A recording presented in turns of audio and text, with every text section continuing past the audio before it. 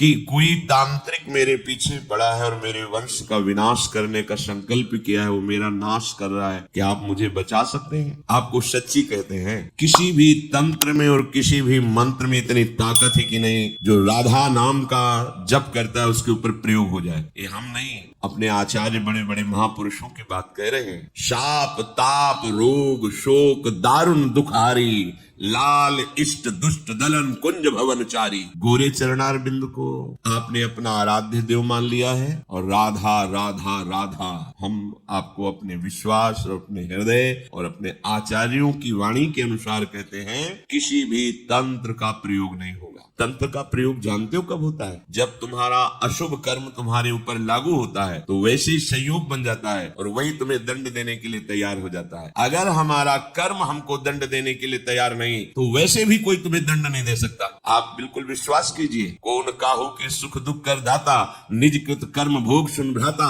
यदि तुमने किसी के वंश का विनाश किया है किसी जन्म में तो तुम्हारे वंश का विनाश होगा, वो नहीं तो तुम्हारा कर्म करेगा। अब तुम्हारे कर्मों का नाश कौन कर सकता है? नाम नाम अनुल्लिख्यानंतान पितदपराधान मधुपतिर महाप्रेमा विष्टस्तौ परम देयम विमसति तवैकम श्री राधे गृणत ही नामामृत रसम। ये राधा नाम यदि उच्चारण कर रहे हो, मान लो हमारी प्रार्थना, तो तुम्हारे कर्म तुम्हें दंड नहीं दे पाए। कोई भी इस त्रिभुवन में ऐसा पैदा नहीं हुआ कि तुम्हें कष्ट दे सके। तुम्हारा कर्म लागू होता है, वो कोई रूप रख सकता है, किसी भी व्यक्ति के दिमाग में बैठ सकता है, कोई भी घटना घट सकती है, तुम्हारा ही कर्म है, कोई दूसरा नहीं। तुम सोचते हो मैंने कोई अपराध नहीं किया, ये तंत्र के द्वारा मुझे नष्ट कर रहा है, भूल जाओ, तुम्हारा कर्म तुम्हें दंड दे रहा है। उसी कर्म का विनाश करने में समर्थ है भगवान नाम, प्रभु का नाम। और प्रभु भी जिस नाम को जपते हैं वो राधा राधा राधा। नाम संकीर्तनम यस्य सर्व पाप प्रणाशनम। जिते विनायक शुभ अशुभ विघ्न करे नहीं कोई, विघ्न करे नहीं कोई,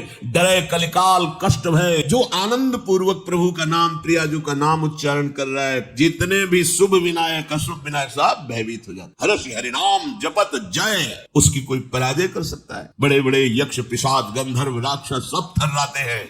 जिसकी जिह्वा पे नाम होता है, भगवान उसके अधीन होते हैं, दिव्य शक्तियां उसकी आसपास रक्षा करती है। अब आप लोगों को अध्यात्म से मतलब ही नहीं है, बस मनमानी आचरण करना, भोग संग्रह करना, भोगना, और जब कर्म लागू हो गया तो अज्ञान के कारण हम आरोपित करते हैं उस व्यक्ति ने मुझे सताया, अगर वो व्यक्ति सृष्टि में ना हो तो मैं सुखी हो जाऊं। ऐसा नहीं है। तुम्हारा कर्म दूसरे रूप में आकर के दंड दे दे। वो बहुत रूप धारण कर सकता है, किसी व्यक्ति का, किसी अस्त्र का, किसी घटना का, किसी रोग का। इसलिए आप हमारी प्रार्थना मानिए। पहले ये छोड़िए कि तुम्हें कोई कष्ट दे सकता है या दे रहा है, वो तुम्हारा कर्म ही है, किसी भी रूप में आ सकता है। कई बार सुना है कि एक गौतमी नाम की बहुत बड़ी तपस्विनी थी, उनके एक ही पुत्र था, उसको सर्प ने काट खाया, मर गया। तो वहां की कुल भील उठा करके लाए और कहा, हे देवी आपके पुत्र को काले सर्प ने काट लिया और वो मर गया। वो बहुत क्रोधित हुई और उनका आज हम सर्पों को ही भस्म कर देंगे। आकर्षण किया तो सर्प सामने उपस्थित हुआ, मैं तुम्हें दंड दूंगी, तुमने हमारे पुत्र को क्यों डसा? तो उनका, आप तपस्विनी हो, आप ऐसा कर सकती हो, पर मेरी प्रार्थना सुन ली। मैं बिल्कुल अपने वश में नहीं था, मेरे ऊपर मृत्यु सवार थी इस बालक की, उस मृत्यु ने मुझे विवश करके कटवाया है। बात समझ में आई? हाँ, ठीक बात कह रहा है। मृत्यु का आकर्षण किया, मृत्यु सामने उपस्थित हुई मूर्तिमान, कहा मैं अपने तपोबल से तुम्हें भस्म कर दूंगी। तुमने सांप को प्रेरित किया और सांप ने मेरे पुत्र को डसा और मर गया। तो उनका, क्षमा कीजिएगा, मेरा कोई दोष नहीं, मुझे काल ने प्रेरित किया। काल से प्रेरित होने के कारण मैं मृत्यु सर्प के ऊपर अपना सामर्थ्य करके उसे वशीभूत करके उसे कटवाया और वो मर गया। हाँ, ये बात सही है। काल का आकर्षण किया, काल भगवान उपस्थित हुए, आपने मेरे पुत्र को क्यों मरवाया? तो उनका, तुम्हारे पुत्र के कर्म से मैं प्रेरित था। काल किससे प्रेरित? तुम्हारे कर्म से। अर्थात तुम्हारे पुत्र के पूर्व कर्म से काल प्रेरित होकर काल ने मृत्यु को, मृत्यु ने सर्प को और सर्प ने डस लिया। तो जब हम विवेक से मूल में पहुंचते हैं तो हमारा कर्म ही हमको दंड दे रहा है, कोई दूसरा नहीं। ये विश्वास कीजिए, आपका कोई कर्म है जो आपको दंड दे रहा है। आप कोई साधारण नहीं, भगवत आश्रित है, तो आपको कैसे कोई दंड दे सकता है। इसलिए एक उपाय है कि आपका वो कर्म नष्ट हो जाए जो दंड देने के लिए उद्यत है, उत्साहित है, वो है भगवन नाम, भगवद आश्रय। जिस समय आप अपने आप को और अपनी मानी हुई समस्त संबंध और भोग सामग्री को प्रभु के चरणों में समर्पित कर देंगे, अब किसी की ताकत नहीं कि वहां मनमानी कर सके। वो जो भी होगा प्रभु के विधान से होगा, और प्रभु के विधान को शरणागत सर झुकाकर स्वीकार करता है, चाहे वो कठोर रूप विधान हो या मृदु रूप विधान हो। मेरे प्रभु मेरा परम मंगल कर रहे हैं। रहा ना मेरे मन में कोई जो मुझको अपनी कह टेरे। बाहर से सब अपना अपना कह रहे हैं कि तू मेरा, लेकिन मेरे मन में तो केवल अपनापन श्री जी के लिए। ध्यान देने की बात, मेरे मन में कोई ऐसा नहीं है कि जिसे मैं अपना कह सकूं, वो केवल श्यामा श्याम है। मेरा सभी से अपनापन उठकर श्री जी के चरणों में समर्पित, यही तो उपासना का लक्ष्य है। जननी जनक बंधु सुत दारा, तन धन धाम सुहृद परिवारा, सबकी ममता ताग बटोरी, मम पद मन बांध बर डोरी। आहा, उपासना का रंग चढ़ा और हृदय में आ गया कि इसी भांति उठ गया सभी पर से अब मेरा अधिकार। जब से हुई समर्पित, जब से किया प्रीतम ने अंगीकार, अब मेरा कुछ नहीं, कोई अपना नहीं। तो क्या वो जंगलों में घूमता है? नहीं, सब प्रभु का मान करके वैसे ही सेवा में रहता है जैसे एक अज्ञानी जीव रहता है। वैसे उन्हीं के बीच में रहकर खूब परिवार की सेवा, खूब धन कमाना धर्म पूर्वक, और सारे के व्यवहार वैसे ही करना। बस समझना है मेरा कुछ नहीं, प्रभु का है। प्रभु के भवनाथ सकल संपदा तुम्हारी, मैं सेवक समेत सुत नारी। बहुत सुंदर उपासना। देह कहीं भी रहे, वृंदावन में रहे, दूर देश में रहे, अब ये प्रभु के विधान में है। जहाँ राखो ता रहो मान सुख राशि है। स्वर्ग नर्क अपवर्ग आस नहीं त्रास है। चाहे स्वर्ग में रखो, नर्क में रखो, अपवर्ग में रखो, वो आपका विषय है। मैं तो अपने आप को आपके चरणों में समर्पित कर दिया। देह कहीं भी रहे, इसे दे कोई चाहे मन का प्यार। कोई बहुत इसे प्यार कर रहा है, प्रणाम कर रहा है, नमस्कार कर रहा है, आप जानो, या अथवा इसे सताए कोई, देता रहे सदा दुत्कार, कोई निंदा करे, गाली दे, अपमान करे, आप जानो। अब इस देह के प्रपंच में मुझे नहीं फंसना, ये देह आपको समर्पित है। ये दिव्य उपासना का भाव। कोई कैसे भी माने बरते, इसको इच्छा अनुसार, मुझसे मतलब नहीं, देह से ही ये सारा है व्यवहार। जैसे हम अपना मकान किसी के नाम कर दें, अब वो उसमें क्या व्यवहार करता है, कैसा रंग पुतवाता है, सोने लगाता है कि नहीं, वो क्या करता है वो जाने, मेरे को कोई परवाह नहीं, मैंने तो बेच दिया, दे दिया। ऐसे ही जैसे रूप लाल हित हाथ बिकानी, अब तो श्यामाजू की चरण दासता के लिए मैं बिक गया, उनका हो गया। मेरा तन, मेरा मन, मेरा प्राण श्री जी का। अब जैसा चाहे बिल से, अब कोई शिकवा नहीं, कोई शिकायत नहीं। फिर अगर शिकवा शिकायत है तो दिया क्या? अरे शरीर आपने अपना मान रखा है, मन आपने अपना मान रखा है, क्रियाएं अपनी मान रखी, भोग संपत्ति तो शरणागत काहे से हुई है। तनुवांग मनोभिर्मलई सोहम तविवाश्रिता, शरीर मन वाणी सब अपने प्रभु को समर्पित। अब जो हो आप जानो, आप हमारे तो सिर्फ आप हो, न कोई कर्म हमारा है, न कोई व्यक्ति हमारा है, न कोई वस्तु हमारी है। अजात पक्ष यो मातरम खगा, कितना आनंद का विषय पर हम समझ नहीं पा रहे। भगवत प्राप्ति इसी से होती है, क्रियाओं से नहीं, इसी से। अपने आप को समर्पित कर दिया, अब जो भी हो रहा है मेरे नाथ करवा रहे। तो पापाचरण भी होगा नहीं। जहां सूर्य होता है अंधकार नहीं होता, जहां राम तहां काम नहीं, जहां काम नहीं राम। ऐसे उपासक के हृदय में कामना ही नहीं रहती, और कामना ही पाप का मूल है। फिर पाप कैसे हो सकता है? प्रभु के चरणारविंद में समर्पित होते ही अंतःकरण दिव्य हो जाता है, प्राकृतिक नहीं रहता। वो दिव्य आनंद का भोग करता है। तो पार्थिव भोगों की कामना कौन करे? मैं तो बन सकती न किसी की अब ममता की वस्तु कभी, ना कोई मेरी ममता को चुरा सकता है, और ना मैं किसी की ममता स्वीकार कर सकता। जो उपासक को कोई प्यार करता है, ममता करता है, भाव रखता है, वो पोस्टमैन का काम करता है। उसकी ममता उठाकर युगल चरणारविंद में रख दी, और युगल चरणारविंद की ममता को दृढ़ करने के लिए उनकी बात बता दी। श्री जी और वो जन और श्री जी, आप तो बस सेवक। हमें कोई प्यार करता है, हमें कोई नमस्कार करता है, तो हमें नहीं, ये वस्तु श्री जी की है, ये श्री जी को कर रहा है, उसका हिसाब श्री जी देंगे।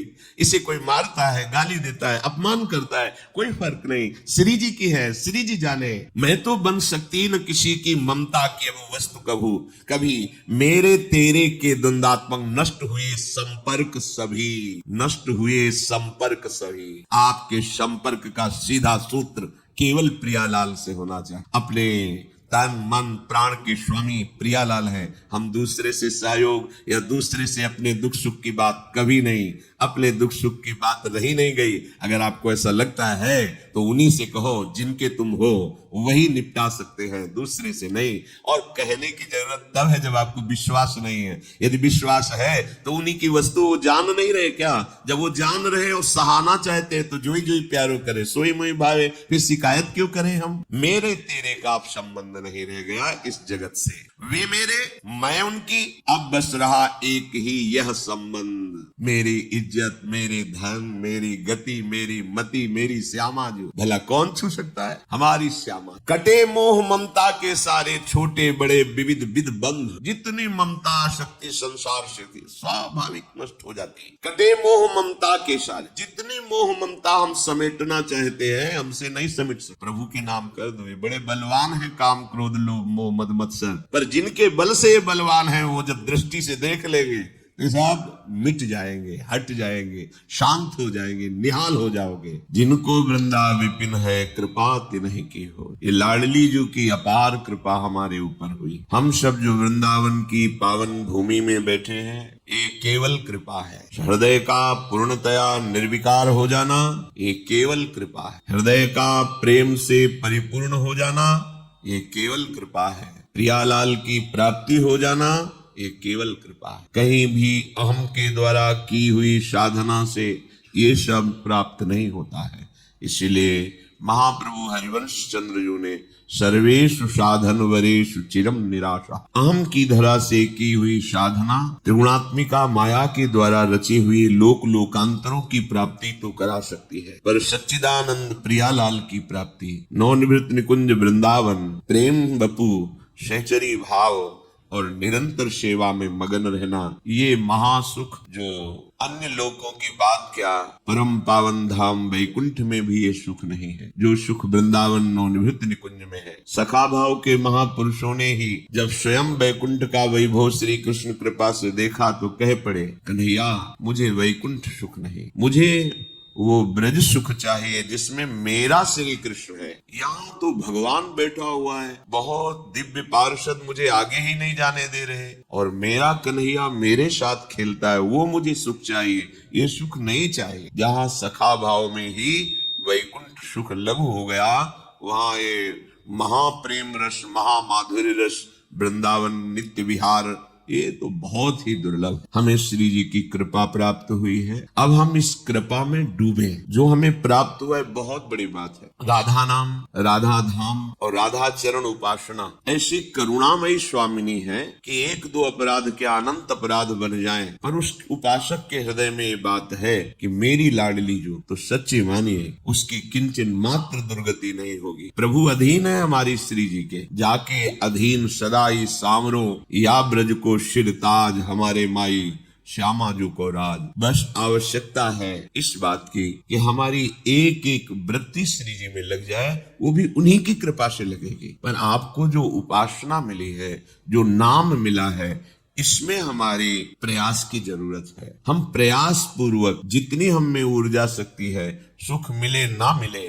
हमें उपासना मार्ग में आगे बढ़ना है। खूब नाम जप करना है, नाम कीर्तन करना है, वाणी गायन करना है, वाणी श्रवण करना है, और जितने भी सांसारिक व्यवहारिक परमार्थिक कार्य हैं वो सब प्रियालाल के चरणों में समर्पित करना है। इससे एक दिव्य भाव आएगा आपके हृदय में। ये भाव कहने सुनने का नहीं, ये हृदय में होता है। प्रियालाल मेरे, मैं प्रियालाल का, कोई मेरा नहीं, मैं किसी का नहीं, ये अंतर की स्थिति में आता है। ये जब स्वयं आने लगे तो जान लेना कि अब हमारा प्रियालाल के पास जाना निश्चित हो चुका है। जब तक हमारा कुछ बकाया रहता है तो उसका हिसाब करने आना पड़ता है। लेना या देना, कर्म परिणाम भोगना, या जो हमने शुभ कर्म किए हैं, किसी को दान दिया है, किसी को स्वीकृत किया है, तो वो लेना, लेना न देना, तब प्रियालाल में मगन रहना। इसलिए हम सारे कर्म प्रियालाल को समर्पित करते हैं, चाहे व्यवहारिक हो चाहे परमार्थिक, तो वो हमारे प्रियालाल के चरणों में समर्पित हुई तो उसका परिणाम हमें प्रियालाल मिलेंगे। अगर हम शुभ और अशुभ कर्मों को अपना मानेंगे, कर्ता भाव रखेंगे, तो हमें भोगने आना पड़ेगा, शुभ कर्म भोगने और अशुभ कर्म भोगने। इसीलिए उपासना में सबसे महामहिम भाव प्रकट होता है उपासक के हृदय में कि मेरा कोई नहीं, कोई नहीं मतलब शरीर भी मेरा नहीं, कर्म भी मेरा नहीं, सामग्री भी मेरी नहीं, पूरे जगत में कोई मेरा नहीं, केवल प्रियालाल। ये आता है जैसे मीरा जी के हृदय में आया, मेरे तो गिरधर गोपाल दूसरो न कोई, न ये शरीर मेरा है, न संबंधी मेरे है, न ऐश्वर्य मेरा है, न भोग मेरा है। बिल्कुल, अब देखो जीवन मुक्त हो गया ना, जब कुछ मेरा ही नहीं तो फिर किसके लिए आएगा? जो मेरा है वो प्रभु है, तो प्रभु में लीन हो गया। ये स्थिति हृदय में धारण करनी है। व्यवहार में रहते हुए भी, गृहस्थ में रहते हुए भी अंतर से भाव रखना है, ऐसा प्रभु का है, उन्हीं का है। तुमने प्रकट थोड़ी किया, तुम कुछ बना थोड़ी सकते हो, प्रभु के बनाए में ही तुम कुछ बिगाड़ कर रहे हो, उसी में खेल रहे हो। है तो सब कुछ प्रभु का बनाया हुआ, तुम्हारी बुद्धि भी प्रभु की बनाई हुई, तुम्हारा मन भी प्रभु का बनाया हुआ है, तुम्हारा तन भी प्रभु का बनाया हुआ है। पर जब तुम अहंकार कर लेते हो तो दिशा गलत हो जाती है, इसीलिए तुमसे अधर्माचरण पापाचरण बनते हैं और फिर उनका दंड तुम्हें भोगना पड़ता है। उपासक मैं हूं एकमात्र उनकी ही, वे ही एकमात्र मेरे, रहा न मेरे मन कोई, जो मुझको अपनी कहे तेरे। इसी भांति उठ गया सभी पर से अब मेरा भी अधिकार, जब से हुई समर्पित, जब से की प्रीतम ने अंगीकार। देह कहीं भी रहे इसे दे कोई चाहे मन का प्यार, अथवा इसे सताए कोई देता रहे सदा दुत्कार। कोई कैसे भी माने बरते इसको इच्छा अनुसार, मुझसे मतलब नहीं देह से ही ये सारा व्यवहार। मैं तो बन सकती न किसी की, ममता की अब वस्तु कभी, मेरे तेरे के द्वंद्वात्मक नष्ट हुए संपर्क सभी। वे मेरे मैं उनकी अब बस रहा एक ही ये संबंध। बस इस प्रकार ममता के सारे छोटे बड़े विविध विध बंध। मैं प्रियालाल, प्रियालाल कोई मेरा नहीं, क्योंकि कोई है ही नहीं। सत्य वस्तु तभी दिखाई देती है जब प्रकाश हो। अंधेरे में ठूंठ को भी हम भूत मान लेते हैं, रस्सी को भी सर्प मान लेते हैं। अज्ञान अंधकार के कारण हम प्रभु को प्रभु के रूप में न जानकर ये पत्नी, ये पुत्र, ये मित्र, ये शत्रु, ये अनुकूल, ये प्रतिकूल प्रपंच की रचना हमने स्वीकार कर ली। इसीलिए प्रपंच में फंसकर हमारी दुर्गति हो रही। मैं हूँ एकमात्र उनकी, ये बैठा लो हृदय की बात है। ये मत सोचो कि भजन करते करते ये बात कभी आएगी। ये बात अभी बैठाना है। जो बहुत वर्षों की साधना से प्राप्त होता है वो सत्संग में 1 मिनट में प्राप्त हो जाता है। बस तुम्हें स्वीकार करना है। बहुत ध्यान से सुनिए, स्वीकृति से ही दुर्गति है और स्वीकृति से ही सदगति है। स्वीकृति करो मैं प्रियालाल की, प्रियालाल के सिवा मेरा कोई नहीं। जब ये स्वीकृति हो जाएगी तो इस लोक और परलोक में दिव्य शक्तियां तुम्हारी रक्षा करेंगी। ये अंतर में बैठे हैं हमारे प्रभु, वो तुम्हारी ये बात स्वीकार कर रहे हैं। अगर आपको यह वीडियो अच्छी लगी है तो वीडियो को लाइक करें, कमेंट करें और चैनल को सब्सक्राइब जरूर करें। और मैं आपको मिलता हूँ कल एक और नए वीडियो के साथ। राधे राधे।